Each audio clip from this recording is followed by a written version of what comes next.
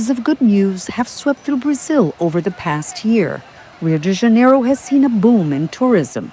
The economy has grown by 3.5%. Poverty has been reduced, and unemployment is at a historic low. But for many Brazilians, the present and future look less bright.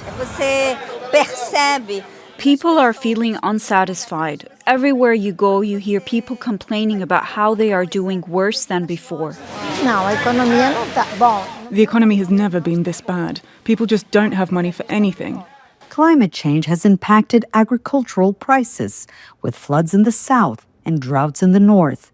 But many here say the government isn't doing enough to curb inflation.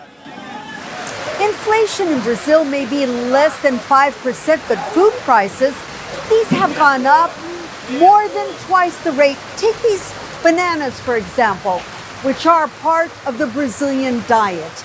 They're costing 30% more than the previous year, and this really has an impact on how people here perceive the economy. Meanwhile, the Brazilian real has lost a quarter of its value compared to the dollar. I've been working in the exchange market for 20 years and have never seen the dollar go this high. Investors, too, are nervous. They blame the government for uncertainty. The government hasn't convinced investors it will reduce public spending as promised. If it doesn't balance its books, inflation will persist and interest rates will stay very high.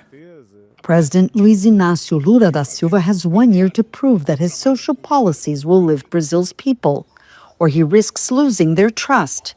In 2026, general elections will be held, and voters will decide whether Brazil continues down this path or veers back to the right. Monica Yanakiew, Al Jazeera, Rio de Janeiro.